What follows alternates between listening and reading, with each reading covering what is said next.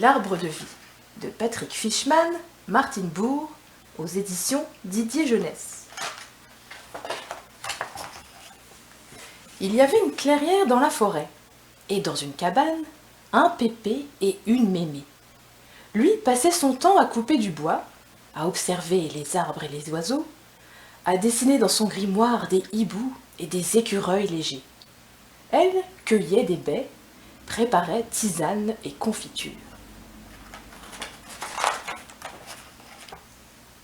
Quand le Pépé s'absentait, elle aimait bien fouiner dans le grand livre du vieux.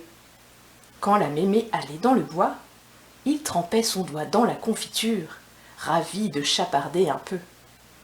Et le temps passait avec la lune qui fait sa ronde.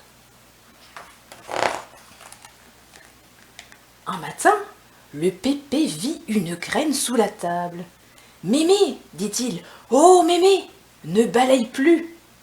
Trop contente la Mémé. Elle abandonna volontiers la corvée du matin. Il y a des choses plus importantes, non? Quelque temps après, elle dit au Pépé « Tu l'as vu sous la table ?» Eh oui, un petit arbre avait poussé et sa tête touchait déjà le plateau. « Oh ben, tant pis, fit le Pépé. »« Tant pis, répondit la vieille. Fais ce qu'il faut, mon homme. » Le vieux fouilla dans la mée, sortit sa hache, s'approcha de l'arbrisseau et fendit la table en deux. À partir de ce jour, ils mangèrent sur leurs genoux. Ce n'était pas si important. Ce qu'il était, c'était que l'arbre pousse. Et le temps passa avec la lune qui fait sa ronde. L'arbre se plaisait chez eux. Il avait grandi, sa tête toucha bientôt le plafond. « Oh ben, tant pis, fit le Pépé. « T'as raison, répondit la vieille. Fais ce qu'il faut, mon homme. » Le vieux fouilla dans la mée, sortit sa hache, monta sur l'échelle et fit sauter le plafond. L'arbre passa sa tête au-dessus de la cabane et il goûta au chant du monde. À partir de ce jour, il plut souvent sur la tête des deux vieux. Il n'avait plus de toit, plus de table, mais ce n'était pas si important. Ce qu'il était, c'était que l'arbre pousse. Et le temps passa avec la lune qui fait sa ronde. L'arbre avait la tête dans le ciel. Son tronc occupait presque toute la cabane. Un jour, la vieille dit au Pépé « Regarde, le petit a la tête dans les nuages. »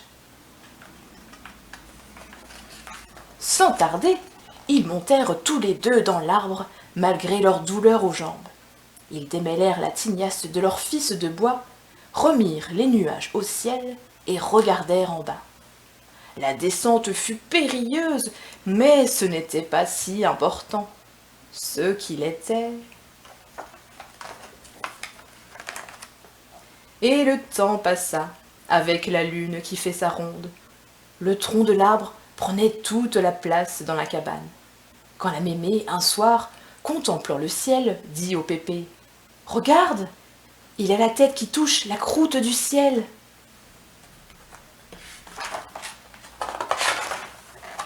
Alors, sans rien dire, Pépé a fermé son grand livre et Mémé a éteint le feu sous la confiture. Puis ils ont commencé à grimper dans l'arbre, malgré leur douleur aux jambes. Ce fut long, pénible, mais ce n'était pas important. Ce qu'il était...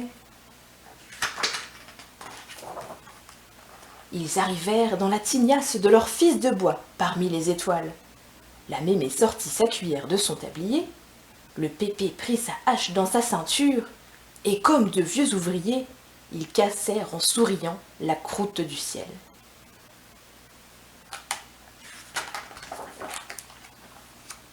L'arbre est passé de l'autre côté, par la boutonnière du ciel. Pépé et Mémé l'ont suivi. Ils ont trouvé une clairière dans la forêt des étoiles. et vivent dans une cabane de lumière.